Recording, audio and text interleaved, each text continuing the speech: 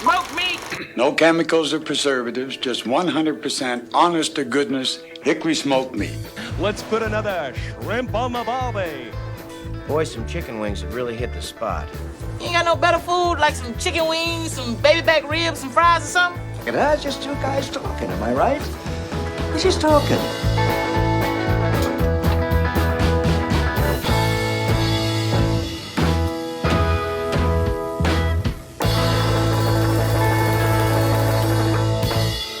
Hey, howdy, hey. Welcome to the Fat Guys with Smokers podcast. John, I'm going to be honest. Up until about a half a second before I said that, I was going to try an Irish accent. And then I decided that might offend some of our Irish listeners. Hey. So, you know. If you can stoke the Irish... I feel like stoking the Irish temperature... the Irish temper might drive some good interactions. Yeah, that's true. So I support it. All right, I will work on it for next year's St. Patrick's Day. Hey, I think you can work it in later today. Yeah, I probably will, I'll be honest. And there is a 99% chance it turns Australian. So, you know. Aye, laddie. Good day, mate. Let's put another shrimp on the barbie. I love it. What's been going on, John? I don't know. I also am just realizing that you wore a green shirt for this. That was not on purpose, but I noticed it as the camera started rolling. So, you're welcome, America. Nice. There's maybe a little bit of green in this gray. Oh, yeah. Did you ever play that game when you were in elementary school? Like you forgot or something, and you'd be like, the band on my underwear is green, so I'm covered, or my socks have a little bit of green on them, so don't pinch me. Yeah. We did play that game, and I was always the kid like, prove it. Drop trow and show us. If I can't see it, you're getting pinched. That's fair. John, I want to know about your tacos. My tacos? I want a full rundown because I had wanted to be there and wasn't able to. So yeah, so my boy got baptized this weekend, and hey-o. I did make it to that. You did make it to that. It was wonderful. But he was adamant that we had brisket tacos for his. We had a lunch. Figured all the family got together, so we just had a lunch. Can you feed your whole family with one brisket? I think I got lucky. So a couple of my nephews, the two oldest, they're seniors this year, were not there. Oh. And I think that saved me. Yeah. And then my niece, she's probably a freshman or a sophomore, was not there as well. She had a soccer game.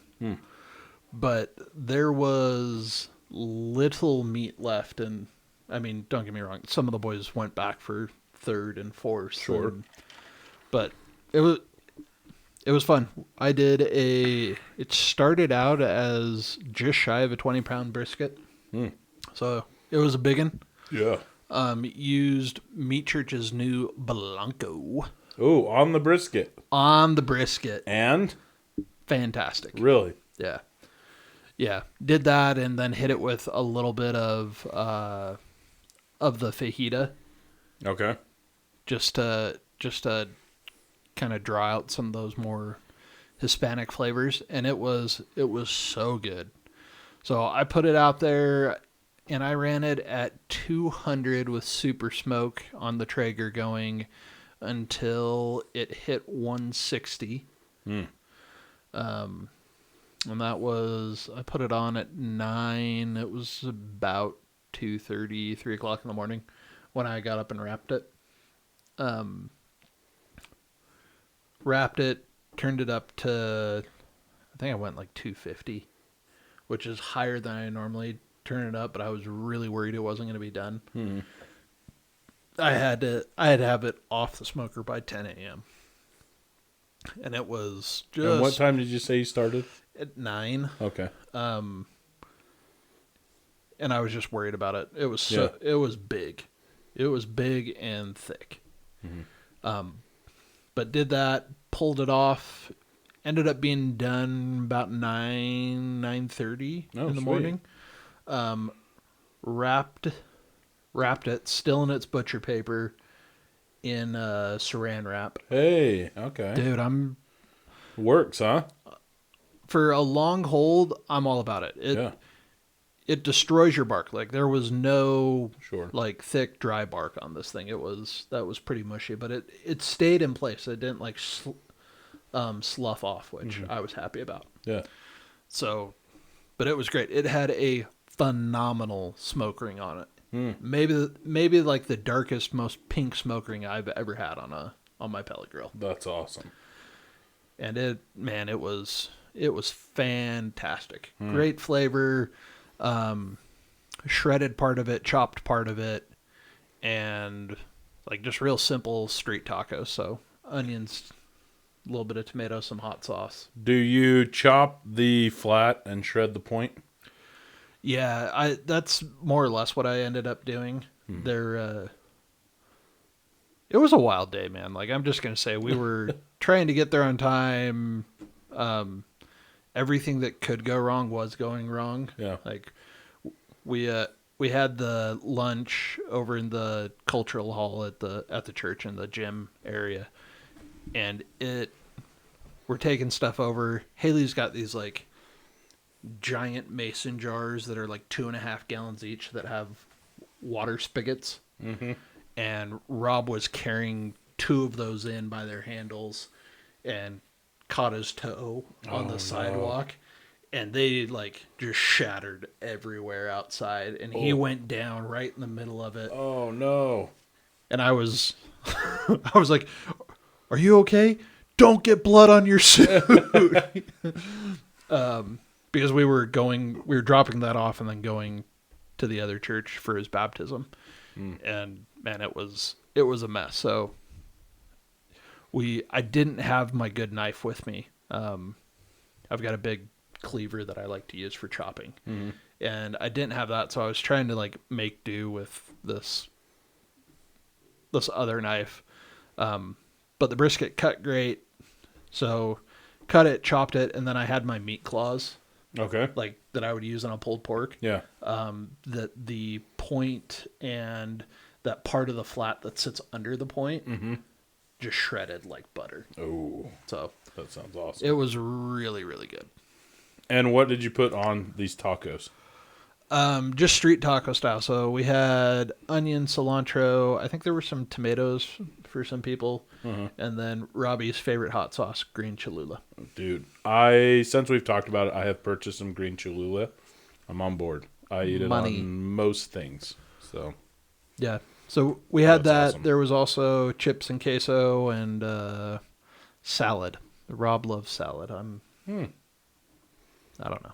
I could probably do with loving salad more, but I am what I am at this point in my life. Yeah. So, but anyways, it was phenomenal. Really excited to use Blanco more. Yeah. Well, that's good to know. So, Sweet. I cooked lobster. you did cook lobster. Yeah. You said you didn't love it. I didn't, so I got a tomahawk, which I love the tomahawk ribeye, but this is my 3rd or 4th one that I've done. And I'm starting to realize like a lot of this, it's just kind of for looks. Like it's hard to cook that thick of a steak without getting the outside so well done and the inside up to a good temperature. It was still really good, but I was just like, maybe next time I would maybe just cut the bone off and cut the steak in half and then, but then you'd get more seasoning and stuff. Okay, maybe. This one was too thick. I will say that. How thick was it? It was about 3 inches. Ooh. Yeah, so it's almost more like a roast. Yeah, at that exactly. point. That's what it felt like. Yeah, I am a big fan of thick steaks. I like them about 2 inches. But when I'm doing it that way, my favorite thing to do is reverse sear it. So I smoke it like at 180, real low and slow, till I get about 10 degrees away from where I want the center to finish. And then I sear it off. And that's That's money. See, and that's what I was going to do. I'm on my Weber, and I could have just put it on the cool side. I wish I would have, but I didn't. I just did the traditional sear it, and then moved it to the cool side and let it come up. But I don't know. It was very good. I'm not trying to say I did a bad. It was a good steak. The lobster, though, I mean, I'm not gonna pretend that I did it perfect, but I followed the instructions pretty well. And I just don't know if it was my cup of tea. So how did you do it? I'm curious about your method. Okay, so here's what I did. So I cut the shell. Never even seen lobster before. I didn't even know that you had to cut the shell. So I cut the shell, pulled the meat out, set it on top just for looks. I rubbed it with avocado oil, and I put on it just some garlic and herb rub that I had. I think it was a McCormick rub. Was it cooked or was it raw? It was raw. Okay. Yeah. So did that, and then I put it on the grill, and just put it on the cool side and kind of watched the temperature go up. And then it wasn't coming up fast enough, and I was getting impatient. So I threw it on the hot side just to, I don't know, do you sear lobster tail? Yeah. I don't know. So I did, and then I pulled it off at like 140, I think. And I made this little compound Cajun butter, which was actually like the best part. Nice. But and so I was kind of basting that throughout. So anyway, it was fine. But I just felt like all I tasted was that compound Cajun butter. Like, I don't know. Yeah, lobster normally has a flavor somewhere between shrimp and crab. Mm-hmm. Like somewhere in between there. Mm-hmm. And I was sitting here thinking, like, have I ever grilled lobster? And I don't know that I have. So I've wondering if maybe that's always just not the steamed it. best I way know to you do it. can grill it, Uh-huh. and I've eaten grilled lobster and liked it, but I've never actually personally done it. Mm-hmm. But now I want to go and try it. You should, because I would like to know I love if lobster. that's just how it is, or if maybe I made a mistake somewhere. Yeah, I love lobster. As a matter of fact, we were at a big customer appreciation event, and the meal was tri-tip and lobster Oh, on a buffet. dang. And one of the sales guys and we were sitting with a bunch of customers and having a fun time. And he and I went and we took an entire, I guess it was not an entire, it was a half hotel pan, but the half hotel pan was like heaping full of lobster tails. Jeez. And we brought the whole pan back to the table and we ate. And these weren't like big colossal lobsters, but they were, I don't know, 3-4 ounce tails. Mm-hmm. And we ate the entire pan between 8 of us. When you eat them like that, do they come with the shell on? Uh-huh. Yeah. So do you just break the shell off and then eat it? These had been cut in half. Okay. And then grilled. So there were grill marks on the flesh. Okay. So we were just eating lobster and. See, and I saw some people that had done that. I wonder if that maybe would have. I don't know. I don't know. We had a giant pile. Like we had 2 plates that were just like heaping with the tail shells, and man, it was delicious. Do you dip it as you eat, or you just pound it? Oh no, we were dipping it in garlic butter. Yeah.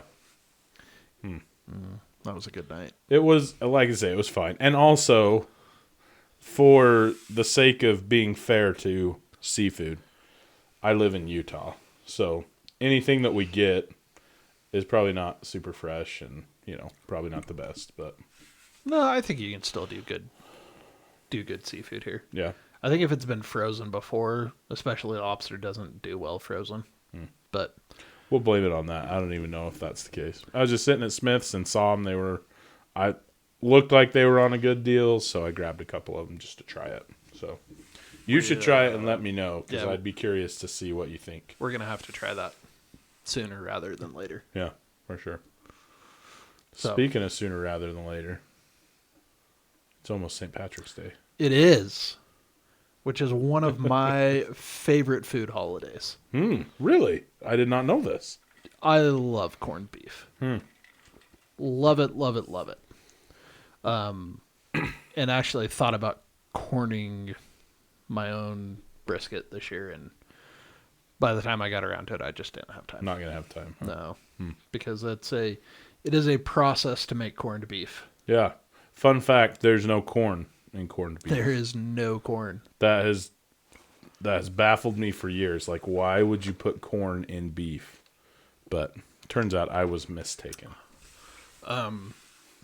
Yeah, we were talking about this beforehand. And I don't remember what you were saying. Oh, that somebody was saying that they thought it was corned beef because of the coarse salt that looked like corn. Coarse salt that looked like corn that they brined it in. I actually think the reason they call it that is because they started packing it in tins for during World War II. Mm-hmm. And it went in tins that looked like cans of corn. Really? Interesting. Could be totally wrong, but that's the story I've always heard. And I'm on board. yeah. Huh. So, Mike, why don't you tell us about the process of corning beef? I will. Have you ever corned your own then? I have. You have. So you can correct me if I'm wrong. I looked it up because I have not done it together. So here is just kind of a general, here's some of my notes that as I researched this I saw. So you got to prepare your brine. You mix together water, salt, sugar, and spices, such as peppercorns, coriander seeds, mustard seeds, bay leaves. The exact combination of spices is going to depend on whatever you want. It sounds a lot like I have brined a turkey before, and that's kind of the vibe I'm getting here. Like the sugar and the salt are the chemical thing. Everything else is just personal preference. Would you agree? Yeah, I would say corned beef has a pretty standard flavor profile. Okay. That you hit on coriander, whole mustard seed, peppercorns. Yeah. That's very traditional corned beef. I'm sure you could add other things to get different flavors, but it's turkey. I feel like so very blank. Yeah, you can do palate. whatever you want. You can do whatever you want. It's almost encouraged. Do a citrus one, do a maple bourbon one, That's a good point. Corned beef is corned beef. It has a flavor all on its own. Yeah, and it's a pretty traditional pickling brine. Okay. So you place the brisket. That's the most common thing that people use. I don't know. Does that mean you could use any other cut of beef, do you think? Yeah, I would think you could. Brisket is the traditional cut, but I don't see why you couldn't use an eye of round or a top sirloin or something. Yeah, something like that. Anyway, you put it in a large container. It's got to be sealable because you're going to cover. You want to cover the whole piece of meat fully submerged in your brine mixture. 5-gallon bucket. Yeah. Oh, there you go. Like the brine bucket or whatever. That's my favorite way to brine things now. Yeah, there's a bucket in my garage that says brine bucket. Actually, except now I've got the pickle buckets. Oh, yeah. You told me that, and I saw them, and I'm going to go get one. So, you refrigerate. Now, this is something I didn't know, because I have brined a turkey, and you do it for 24 to 48 hours, and that's it.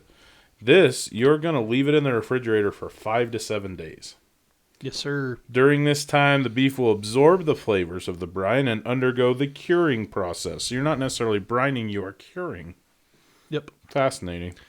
Yeah, and it's when I've done it, and I don't remember where I read it. It was probably on AmazingRibs.com.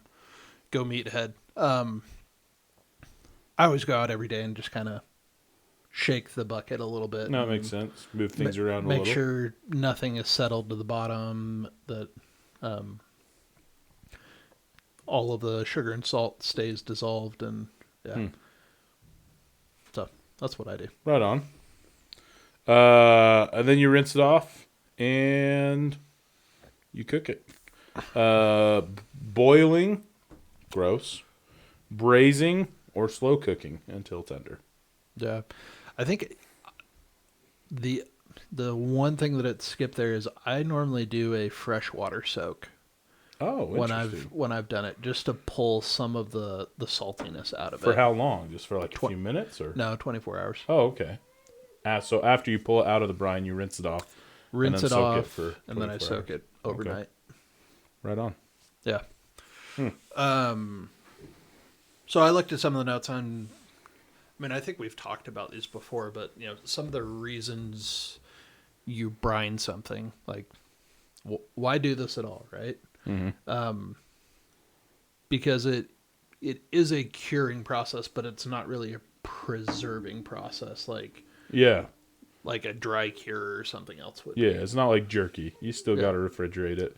The salt and everything probably helps, but it's not really for the preservation. Yeah, it's not. But the reasons that, as I went through, I came up with were, one, you retain moisture. Mm-hmm. Same reason you brine the turkey, right? You're trying to get moisture, right? So it doesn't dry out. Yeah. Distribute flavor. It tenderizes it. So, I was actually thinking about this, that I wonder about like using a little bit of pineapple juice in this process. Why? Because pineapple juice is a great tenderizer. A tenderizer, huh? Interesting. Yep. Yeah. And then I don't know, I feel like this is maybe a little duplicated, but just seasoning. Yeah. So again, just it's another way to get flavor in. Another way to put some flavor in. Yeah. Yeah. For sure. But with that, should we pivot to our shout out? Let's do it. It's kind of a weird timing, but let's do it. Well, it's important though. Yeah. Because once you have corned beef, this is a barbecue podcast after all. 'Tis indeed. When you take a brisket and you subject it to torture of being brined, I feel like you owe it the decency of smoking it. Yeah, I'm on board. And something magic happens when you smoke a corned beef. It turns into the magic of pastrami. So let's fade over here to my favorite New York landmark of all time, Katz Deli. Katz Deli. Let me. Ooh, that's really loud. We'll just leave that on mute. That's fine. But this is a old school Jewish deli on Houston Street. Looks like Houston, but you don't want to call it Houston. They'll call you a loser, huh? They will. It's Houston. Okay. It's Houston. And you walk into this place. If you've ever seen the movie When Harry Met Sally, and Meg, have you seen that movie before? Yeah. Well, I've seen parts of it. I don't know that I've seen it all. I think the most iconic scene is probably where Meg Ryan is making certain noises in public. Yeah. They're in Katz Deli when that's happening. Oh, okay. All right. So, super famous pop culture place. But you go in there, and I've been there at all hours of the day, and it is jam-packed every single time. Really? Yeah. One of these sandwiches, I just saw somebody else talking about one of these. And this is, let's see if we can get back. I think this is a video that shows them. If you're listening, hit this YouTube sandwich. video up because you will be hungry. Looks so good. We're just watching somebody cut heaping piles of pastrami and piling it on a sandwich. It's massive. When I say that the sandwiches come out 8 inches tall, yeah, I am not kidding. And you get in, and it's this big U-shaped line. And as you're walking through, there are guys cutting pastrami everywhere, and they're handing you samples. Just to make sure that that's... So by the time you get your sandwich, and one of these sandwiches is like $35. Good heavens. But you are so full. And that's probably a pound of pastrami that we just watched that man put on a sandwich. I bet you it's closer to like 2 or 3 pounds. Really? Oh, yeah. Dude. It's massive. That looks fantastic. But so to make pastrami, you smoke the corned beef up to 160 degrees, and then where you would normally wrap it, and you still can finish it on the smoker up to 203. The tradition way to do this is you take it and you put it in a steamer, and you steam it from 160 or wherever your stall is up to 203. And we were talking about this before. That's mostly like for convenience purposes, like to just get it up there, right? One, it's faster. There's a lot of moisture that's kept in there. At that point, your smoker has probably done what it was going to do. Look at that. That's beautiful. Oh, my gosh. Seriously, if you're listening, I would implore you to watch this on YouTube because that's a good-looking sandwich. Oh, my gosh. If there was ever a chance to get a pastrami Reuben at Katz Deli, you need to do it. Dang. So you do that, and it's just so stinking good. Yeah, that looks fantastic. Have you made pastrami before? I have. Okay. Several times. Really? One of my favorite things to do with a brisket and corned beef. Dude. So we were at Costco tonight. We went for rotisserie chicken, and $70 later, I don't even know what we left with. Isn't that always how it goes in but there, man? One of the things I left with was a corned beef that I think Haley's thinking we're going to have corned beef and cabbage. And if we do, I'm not upset about that. But I'm going to smoke it. That was my plan. You got a corned beef.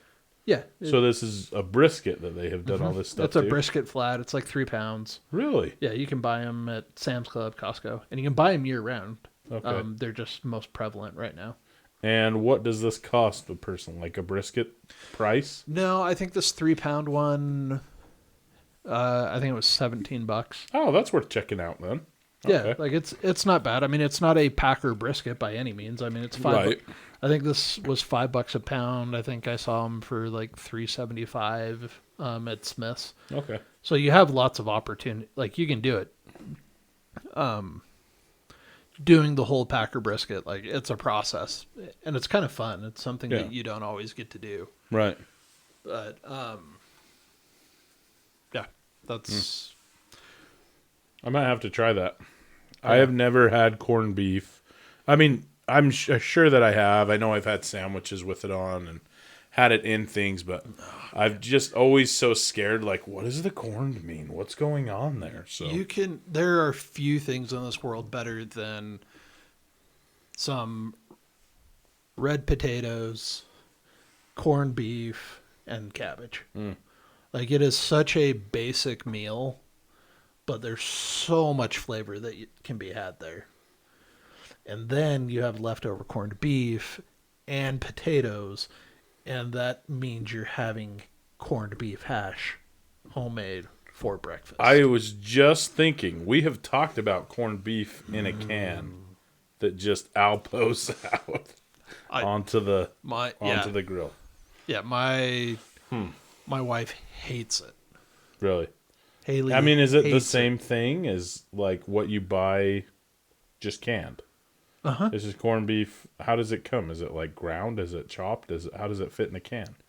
Corned beef hash? Yeah. Or is that what we're talking about? Yeah. We're talking about the Alpo? Oh, it comes as corned beef hash. Yeah. Oh, okay. So it's chopped up with all the other Yeah, stuff. it's all in it. just Gotcha. cubed up, and That's right. I was thinking it was just corned beef. Okay. you can just buy corned beef In a can? Really? Yeah. Just like you can buy roast beef in a can. What our grandparents used to eat. Yeah. But, yeah. Interesting. So, all things corned beef. I'm willing to give it a shot. Yeah, highly suggest it. All right. So, I'm supportive. So you can just take a corned beef and smoke it, and it becomes a pastrami. yep. Do you put more like the thing I was reading said smoking, obviously, but also pastrami usually has more of a spice profile. Yeah, there's a pastrami rub that you put on it. Oh, really? A specific one. Okay. Yep. And this I know is on AmazingRibs.com. And we shout them out all the time Because they're amazing. Yeah. Well, it is where my love of smoking started. Sure. Was on that website.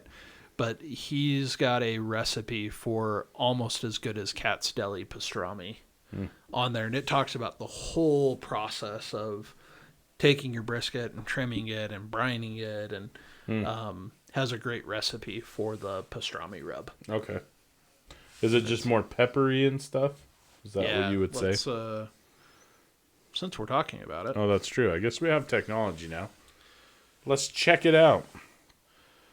Dude, this Katz Deli place. I mean, are they anywhere but New York, or are they just in New York? Is there just one of them, or are there a bunch of them? There's just one Katz Deli, to my knowledge. Dude, I could watch this guy slice up that brisket all day. Or that pastrami all day, I guess. Yep. Yeah, so the title of this article with Close the recipe, smoked pastrami recipe that's close to Katz. And it I feel like that's the best way to do something like that, not say this is just as good or anything like that. Well, dude, he close. knows there's Oh, Meg there Ryan. it is, yeah. Huh. He knows. Like, this is an institution. Yeah. You can't, like, saying that you're as good or better than Katz, like, you'll get shanked. All right, so pastrami rub. Here we go. What is in meat churches? So you've got black peppercorn, Black pepper, whole coriander powder, brown sugar, paprika, garlic powder, onion powder, whole yellow (white mustard seeds) and mustard powder. Okay. So a lot of pepper then. a lot of pepper. It's like pepper's the star. Yeah, some coriander, garlic, onion, and then that mustard is probably one of the more unique. The coriander and mustard are one of the more unique flavors to it. So interesting. Man, I'm like jonesing for a pastrami sandwich right now. Yeah, it does sound good. Hot pastrami with kraut and spicy mustard. When you buy corned beef, is it cooked? No, It's not cooked. It's just been brined. Then. it's brined. So then you would just smoke it. Do you smoke it just like you would a brisket? Yep. Same amount of time and everything? Yeah, except like I have never seen a whole packer corned beef. It's always a section, typically of the flat. Right. So it's going to go a lot faster. But It's yeah, not going to be a 10, 12-hour cook. It'll yeah, be... hit it with the rub, put it out at 180, as much smoke as you can get on it. Let it get to 160 and steam her up. Or let it ride out to 203. Yeah. But now that we're talking about that, I mean, or now that we have talked about that, that makes perfect sense. I mean, at that point, the smoker is basically an oven because it's absorbed what it was going to get out of it. Interesting. Okay. Yeah. Right on. So. All right. I'll give it a shot. I'm down to try anything. I love me a good pastrami burger, so. Dude, it's so good. And when it's like fresh and hot and like, I might need a minute. Meg Ryan had it right, folks. That is what Katz Deli will do to you. I'll have what she's having. Oh. Oh, man. Mike, we need to go on a road trip. Dude, seriously, that would be pretty sick. Go see Katz Deli. Go see Memphis in May. Go to all the Texas joints. Dude, we could spend an entire summer doing nothing but road tripping. You need to start teaching so that we can just take summers off and go road tripping with our ladies. I don't think they'd enjoy it as much, though. What are we going to do with the kids? Dude, forget those kids. They'll figure it Dude, out. we need like a whole schoolie just to haul them everywhere. That's true. That is true. All right. Well, I think we're at that time. Yeah. I need to go put my foot up. I guess we didn't even talk about this. Oh, yeah. John's an invalid. With all the grace and suave that I have, I sprained my ankle this weekend. Oof. So everyone keeps telling me I need a better story, and I'm like, guys, this is so pathetic. Like, I can't even think. I stepped over a snowbank, threw some stuff from my truck into a dumpster, trying to clean up Sunday morning before a meeting. And as I stepped back over this pile of snow, it was like right on the edge of where there was concrete and where there was asphalt. Okay. So on the concrete side, no black ice. On the asphalt side, as I stepped back over, black ice. Oh, man. And I just went That and hurts just rolled, thinking about it. rolled my ankle to the inside. Had to get help up off of the parking lot. Like, it's dark, it's cold, like nobody's out. I got lucky someone else was coming to a different meeting. They came, they helped me up. I was like, oh, I can put weight on it. It's a miracle.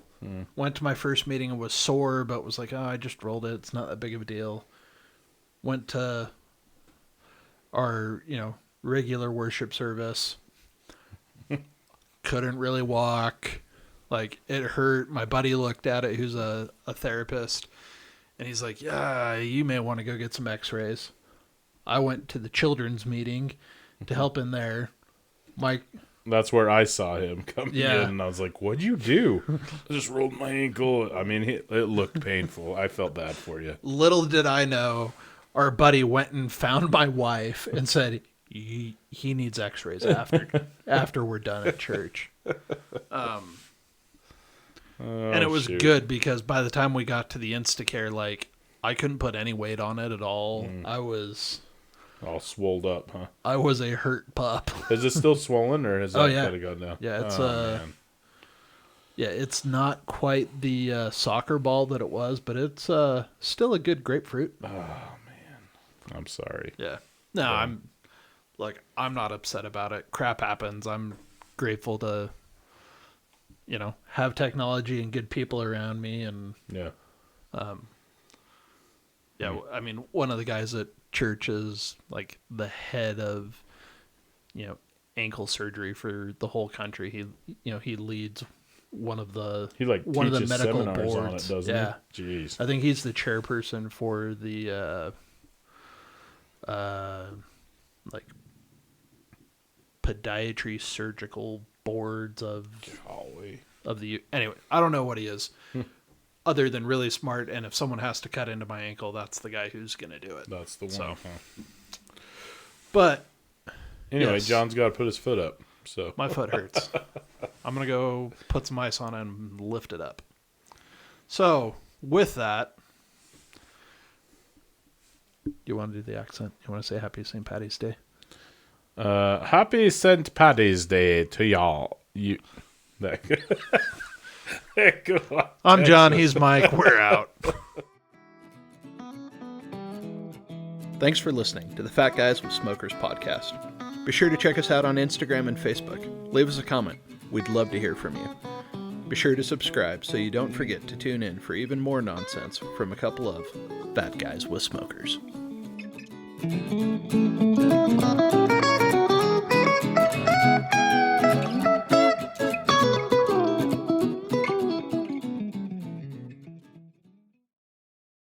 Don't forget to subscribe.